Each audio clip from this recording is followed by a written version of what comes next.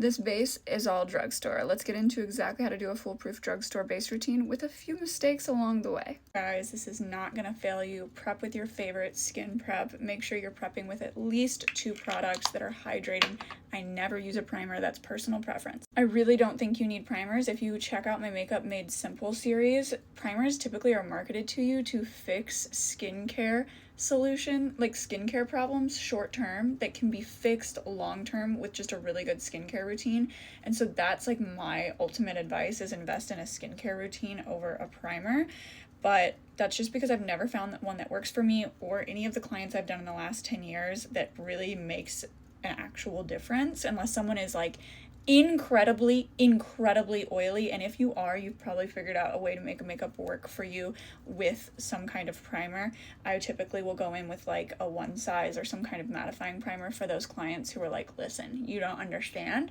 And those are really the only one-off times I'll use a primer. This is the Infallible Fresh Wear 32-hour foundation from L'Oreal. It is from the Infallible line. It is my go-to. Like over any foundations, I'm usually reaching for this one. I think the only one that really kind of outperforms this, honestly, nothing for drugstore, personally. I have dry to normal skin, but leans more dry in the winter. I'm a concealer snob. I love concealer. If I had one product to take with me on a desert island, it would be concealer, and I'm obviously a fan of L'Oreal because this is going to be the L'Oreal Infallible Full Wear Concealer. I love a full coverage concealer though. Honorable mentions would be the Maybelline Fit Me, but it is a lighter coverage, which is fine and looks beautiful, but especially on like a more dramatic eye day, I am going for a little more coverage on the base.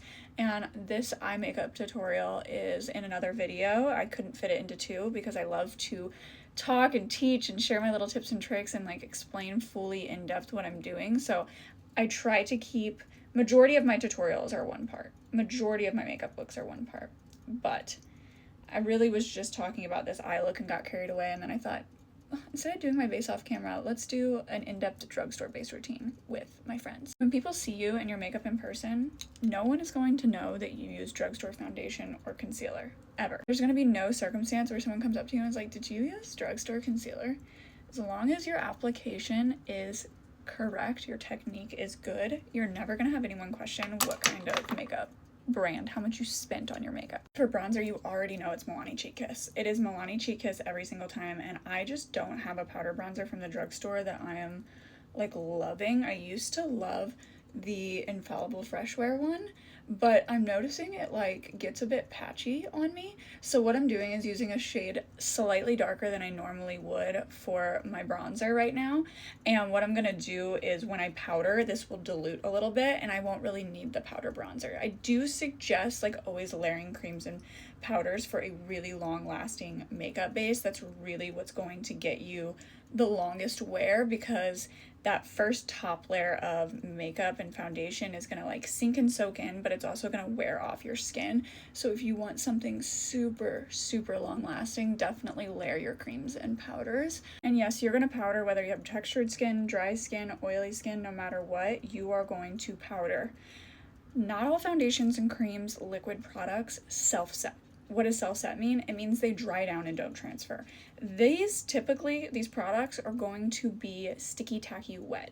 They're never going to fully actually dry down. So they're always going to transfer, just like lipstick. You know what I'm saying? Like a matte lip doesn't transfer because it fully dries down, as to where foundations and concealers, like there are some self-setting dry down formulas, but you're probably not using all of those. They usually are a lot thicker and drier of a formula. They can lead to being a bit cakier. So what we're doing is manipulating this and getting it to last a long time and not transfer by using a powder. This is the best powder ever, okay, for the under eye. This is the Makeup Revolution Translucent Powder. And this is a little high maintenance, I understand, but I'm going to use this under the eye and the areas that I set with concealer, which is going to be the middle of the forehead and the chin. For the rest of the face, I'm going to use the Infallible Blurfection. First of all, this is an incredibly blurring formula, but it is slightly darker and has a little bit more pigment than the Makeup Revolution one does. And so because of that, I'm going to get 1, a little bit more coverage, but 2, it will not stay nearly as bright under my eye, because the concealer I use under my eye, though this matches my skin tone shade, it's not going to match my concealer shade, which is why I'm using two. And you'll see, like I said, powdering these areas dilutes my bronzer a little bit, and that's why I went a little more heavy-handed. It's not me saying and doing that and realizing I didn't use a cream or liquid blush. Now you have two options if you've powdered and you haven't put all your creams down. You can, one, risk it and hope that things lay and play really well together and put a liquid over a powder, which I don't always suggest doing. Two, you can use like a fixing or setting mist. Not a setting mist, but a fixing mist. I have usually, hold on. So not something like this. This is gonna set your makeup, not hydrate you. We're looking for something that's gonna rehydrate you. So like the Peach and Lily Glass Skin Veil Mist. I do believe this is drugstore, so I'm allowed to use it. I usually have a NYX one, but I can't find it. This is gonna kind of melt those powders down into those creams, which while it's wet is gonna give you a little bit more leeway with a cream product. And we're going to be very, very, very careful. This is the L'Oreal Lumi Liquid Lait Blush. We're going to be very careful. Oh, this is not the right brush. Hold on. Into the skin so that we don't remove anything underneath. And use a light pressure and just be so very gentle so that you don't remove what's going on underneath. This blush formula is beautiful, but I do recommend using it before powdering, because look at that. The blend is horrendous. So here's what I'm going to do. I'm going to go over that with my setting powder to kind of blur and dilute things. And then we're going to go in with a powder blush. I'm going to use Wet n Wild Mellow Wine, and we're going to use this powder blush to our advantage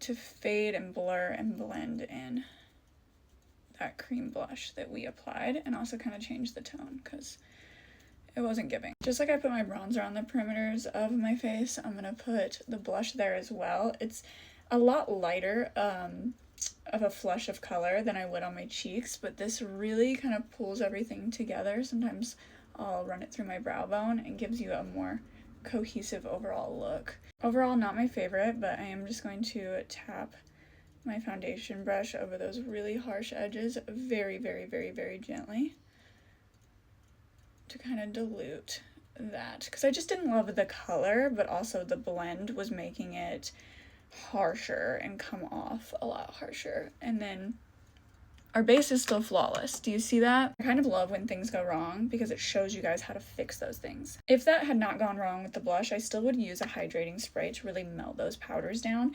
And then you're going to want to go in with a fixing sealing spray, which is going to give you essentially hairspray for your face. It's the last thing that you use. As to where the hydrating mist is more like a leave-in for your hair. And then the sealing mist, which is this, is more like a hairspray for your hair. So spray this.